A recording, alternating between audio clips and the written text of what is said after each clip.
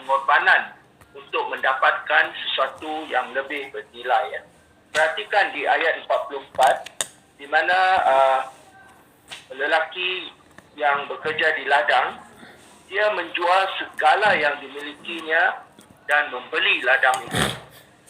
Dalam perumpamaan yang kedua, saudagar ini di ayat 46, dia segera pergi dan menjual segala yang dimilikinya untuk membeli mutiara itu. Mereka sanggup berkorban demi mutiara yang bermutu tinggi ini. Jadi apakah maksud perumpamaan mengenai seorang saudagar dan juga perumpamaan mengenai harta terpendam ini? Pada zaman Yesus, terdapat para saudagar yang berjalan jauh untuk mencari dan membeli mutiara. Sebutir mutiara yang sangat berharga dalam perumpamaan Yesus melambangkan berita baik kerajaan Tuhan yang bernilai tinggi. Para saudagar pula menggambarkan orang yang berhati jujur yang mencari-cari berita baik ini. Saudagar dalam perumpamaan ini dengan segera menjual segala miliknya untuk membeli mutiara tersebut. Yesus juga memberikan perumpamaan mengenai seorang lelaki yang bekerja di ladang lalu menjumpai harta yang terpendam di tanah. Lelaki ini sebenarnya tidak berniat untuk mencari harta itu. Tetapi apabila dia menjumpai, dia sedar bahawa harta itu sangat bernilai. Lalu dia pergi menjual segala miliknya supaya dapat membeli ladang tersebut. Mengapakah Yesus memberikan dua perumpamaan ini? Dia ingin menunjukkan bahawa kebenaran boleh dijumpai dalam cara yang berbeza. Ada orang membuat pengorbanan untuk mencari kebenaran, yang lain pula menjumpai kebenaran tanpa mencarinya. Mungkin melalui kerja penyebaran. Namun, kedua-dua lelaki dalam perumpamaan Yesus sedar bahawa apa yang dijumpai oleh mereka sangat tinggi nilainya dan mereka rela membuat pengorbanan yang besar untuk mendapatkannya. Jadi perumpamaan Yesus membantu kita fikir apa reaksi kita terhadap kebenaran kerajaan Tuhan. Apakah itu kerajaan Tuhan atau kerajaan di syurga? Seperti nama itu, kerajaan Tuhan ialah tema ajaran Yesus semasa dia menginjil di bumi. Kerajaan itu didirikan oleh Tuhan di syurga dan akan menggantikan semua kerajaan manusia pada masa sekarang. Yehuwa melantik Yesus Kristus sebagai pemerintah kerajaan Tuhan. Kita boleh baca ayat ini di buku Wahyu, buku yang terakhir dalam Bible. Buku Wahyu bab 11 ayat 15. Buku Wahyu bab 11 dan kita baca ayat 15. Wahyu ialah buku yang akhir dalam Bible. Selepas itu, malaikat ketujuh meniup trompetnya. Lalu kedengaran suara-suara lantang di syurga yang berseru, kerajaan Tuhan kita dan Kristusnya sedang memerintah dunia. Dan dia akan memerintah sebagai Raja buat selama-lamanya. Perhatikan di sini, Kristus, yaitu Yesus, dia sedang memerintah dunia. Dan ayat itu juga kata, dia, yaitu Yesus Kristus, akan memerintah sebagai Raja. Jadi Yehuwa melantik Yesus sebagai Raja dalam kerajaan Tuhan. Tuhan menjemput semua orang menjadi rakyat kerajaannya. Ini termasuk anda dan saya. Dan bila kita menjadi rakyat kerajaan Tuhan, kita akan menikmati banyak berkat-berkat di bawah kerajaan Tuhan. Oleh itu, mengapakah kebenaran kerajaan Tuhan begitu bernilai? begitu berharga bagi kita manusia? Jawapannya ialah Tuhan akan guna kerajaan Tuhan untuk melakukan kehendak-Nya bagi bumi dan manusia.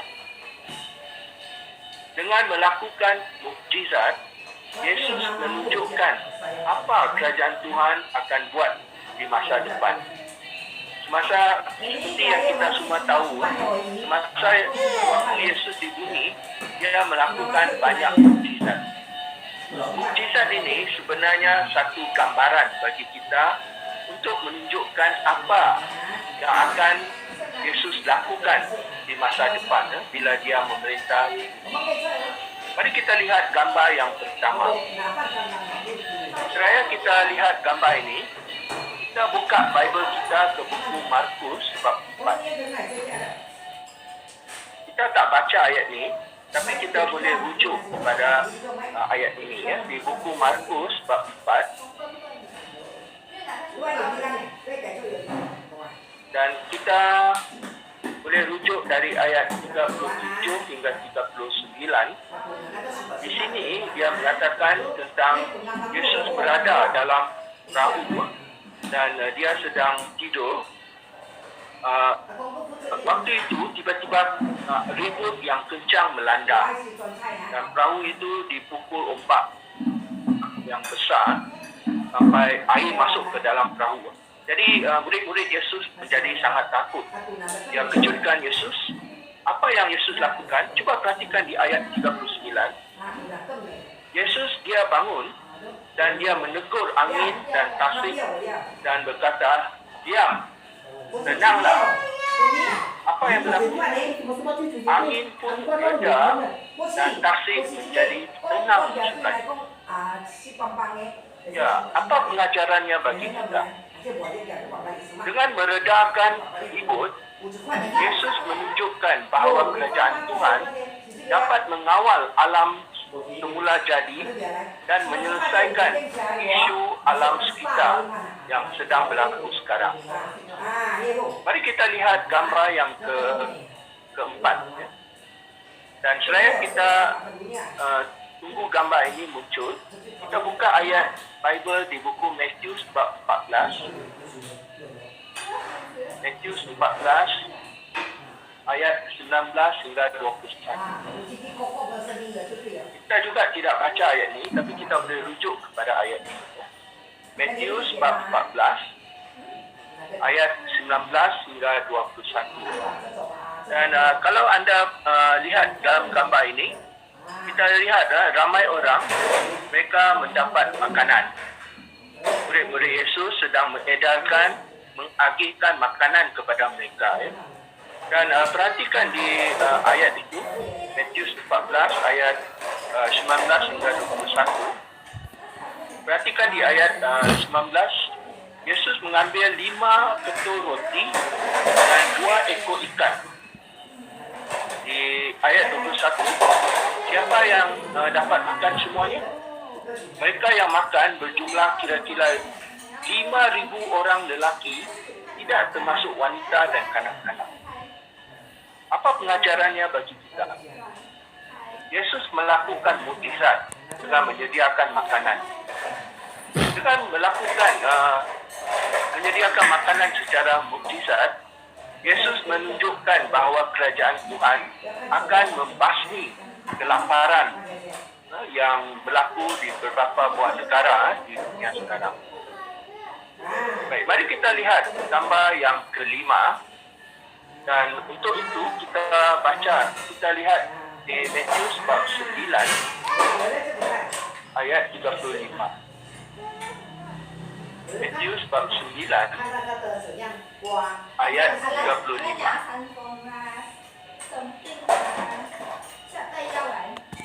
Matius bab 9 ayat 35. Di sini ayat itu kata, Yesus dia pergi ke kota dan pekan dan dia mengajar dan menyebarkan berita baik kerajaan Tuhan. Apa lagi yang Yesus buat? Dia juga menyembuhkan semua penyakit dan masalah. Seperti gambar yang kita lihat di sini ya. Yesus dia mungkin menyembuhkan seorang yang menderita penyakit kusta. Apa pengajarannya di sini? Dengan menyembuhkan orang, dia menunjukkan bahawa kerajaan Tuhan dapat memberi orang kesihatan yang sempurna. Jadi tidak ada lagi masalah kesihatan. Dan satu lagi gambar kita akan rujuk di sini, dan kita lihat di buku Lukas bab 7. Lukas bab 7 ayat 12 hingga 15. Lukas bab 7 ayat 15 ayat 12 hingga 15. Ayat 12 hingga 15. Okey. Gambar ini memberitahu kita tentang seorang lelaki anak lelaki tunggal seorang balu. Dia sudah meninggal. Dan bila Yesus menghampiri, dia melihat ibu lelaki ini, dia berasa kasihan. Lalu apa dia buat? Di ayat 14, dia berkata, "Hai lelaki muda, aku menyuruhmu, bangunlah." Dan apa yang berlaku? Seperti gambar yang kita lihat, lelaki yang mati itu pun duduk dan mula bercakap. Kita boleh lihat bagaimana orang di sekelilingnya, termasuk balu itu, merasa sangat-sangat gembira. Jadi pengajarannya di sini, dengan membangkitkan orang mati, Yesus menunjukkan bahawa kerajaan Tuhan akan menghapuskan kematian. Jadi Yesus ajar apa yang kita mesti buat untuk hidup kekal di bawah kerajaan Tuhan. Kita lihat mujizat ini semua jelas menunjukkan inilah berkat yang akan kita nikmati. Jadi bagaimanakah anda dan saya dapat membeli kebenaran kerajaan Tuhan ini seperti mutiara yang begitu bernilai? Perhatikan, tadi kita baca ayat di buku Matius. Kedua-dua lelaki dalam perumpamaan, Yesus menjual segala milik mereka supaya dapat membeli harta yang mereka jumpai. Maknanya mereka sangat menghargai harta yang mereka jumpa. Pengajarannya, kita juga dapat menunjukkan penghargaan terhadap kebenaran kerajaan Tuhan dengan menjadikannya sebagai perkara yang terpenting dalam hidup kita. Kita utamakan kerajaan Tuhan dalam kehidupan kita. Bagaimana kita boleh melakukan itu? Yang pertama, luangkan masa untuk belajar tentang Tuhan dan kerajaannya. Anda mesti anggap hal ini lebih penting daripada mencari atau mengejar wang, pendidikan atau berjaya. Jadi bila kita terpaksa membuat pilihan antara belajar tentang Tuhan dan mencari wang, kita akan belajar kerajaan Tuhan. Kita akan belajar Bible. Itu menunjukkan kita utamakan kerajaan Tuhan. Yang kedua, kita ikut ajaran Bible dalam kehidupan kita. Kita ikut ajaran Bible. Apa yang kita belajar dalam Bible, kita mau terapkan dalam hidup kita. Bila kita terapkan dalam hidup kita, kita akan menjadi orang yang berhikmat. Yang ketiga, elakkan kelakuan yang menghalang anda daripada menikmati berkat-berkat kerajaan Tuhan. Apakah kelakuan yang Tuhan tak suka? Kelakuan seperti kelakuan yang tidak bermoral, melakukan perbuatan yang tidak bermoral, pergaduhan ataupun penyembahan berhala. Perkara-perkara begini kita harus elakkan. Sebab Tuhan tidak suka kelakuan sebegini. Dan yang keempat, sokong kerajaan Tuhan. Walaupun kawan atau saudara mara kita tidak suka bila mereka melihat kita belajar Bible.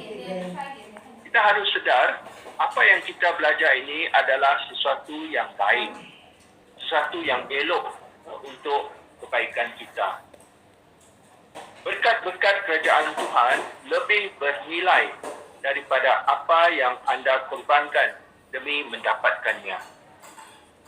Mari kita baca ayat di buku Lukas bab 18, ayat 19, ayat 29 hingga 30. Lukas bab 18, Lukas bab 18 ayat 29 dan 30. Lukas 18 ayat 29. Yesus berkata kepada mereka, "Ketahuilah, sesiapa yang meninggalkan rumah, isteri, adik-beradik, ibu bapa atau anak demi kerajaan Tuhan, pasti menerima semuanya secara berlipat ganda pada zaman ini dan pada sistem yang akan datang. Dia akan menerima kehidupan yang kekal." Jadi tidak kira kita di mana, murid-murid Yesus dapat menikmati persaudaraan sedunia yang lebih erat daripada hubungan kekeluargaan. Jadi kita semua adalah keluarga rohani yang berjumlah lebih dari 8 juta saudara-saudari. Jadi kita adalah satu keluarga yang sangat besar. Adakah anda membeli mutiara yang begitu tinggi itu? Apa jawapan anda? Kedua-dua lelaki dalam perumpamaan Yesus, dia segera memberi apa yang mereka jumpai dengan sukacita. Seperti mereka, bertumpulah pada apa yang anda jumpai dan bukannya pada apa yang anda tinggalkan. Pada zaman Bible, ramai orang membuat perubahan kerana mereka menghargai nilai kebenaran kerajaan Tuhan. Kita ada satu contoh tentang Zacchaeus. Zacchaeus adalah seorang pemungut cukai dan dia menghentikan amalan yang tidak jujur sebagai pemungut cukai dan memberikan sumbangan kepada orang miskin. Seorang lagi tokoh Bible ialah Rasul Paulus. Dia juga sebelum belajar Bible, kebenaran, dia penentang kebenaran, penentang Yesus. Tapi bila dia sudah mengetahui tentang Bible, dia meninggalkan kejayaannya yang lumayan dan agama yang diamalkannya sejak muda. Pada zaman sekarang juga, zaman moden, ramai orang mendapat sukacita kerana mengutamakan kerajaan Tuhan. Mari kita tonton video ini. Video ini sangat menggalakkan.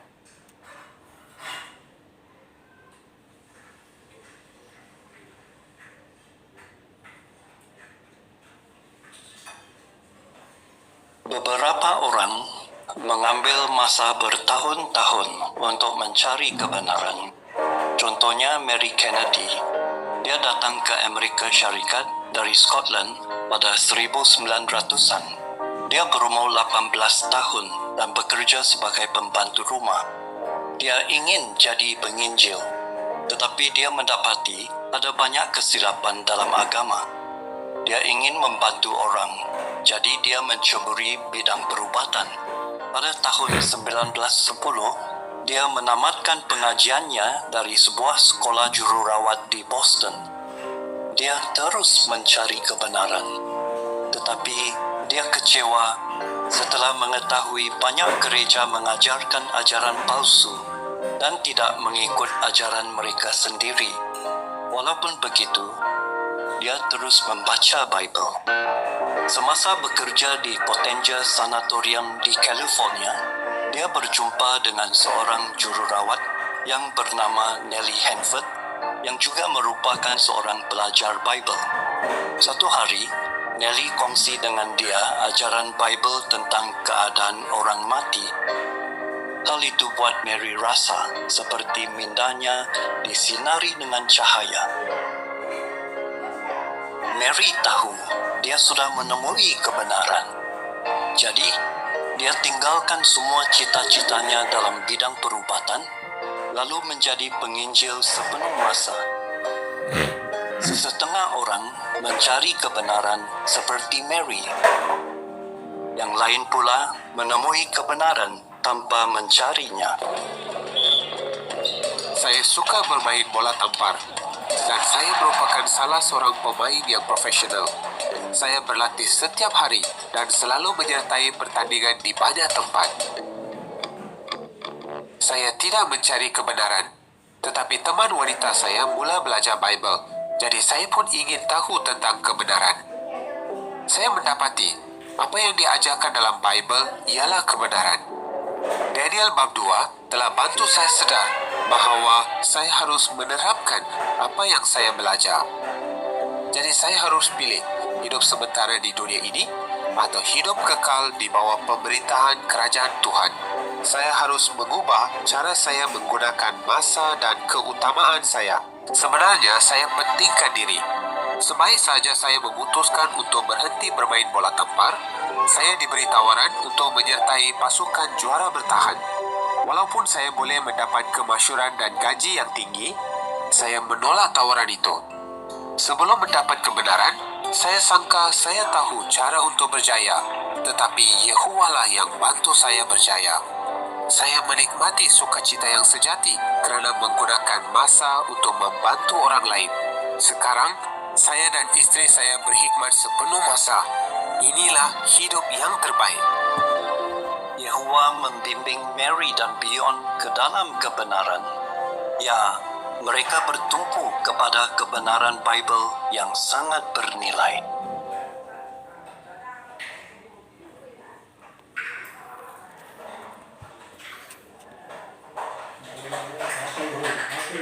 Ya, dalam video ini kita dapat lihat sukacita yang kedua-dua mereka ini nikmati kerana mereka menjumpai kebenaran. Kebenaran ini bagi mereka jauh lebih bernilai daripada apa-apa yang mereka korbankan. Yesus dengan ramah menjemput anda untuk menjadi pengikutnya. Jadi apa pengajarannya bagi kita dalam ceramah pada malam ini? Kita semua diberi peluang untuk memiliki mutiara yang sangat bernilai. Mutiara itu apa? Kebenaran kerajaan Tuhan. Bila kita memiliki mutiara kebenaran kerajaan Tuhan, kita akan mendapat banyak berkat. Bukan hanya sekarang, malah di masa depan.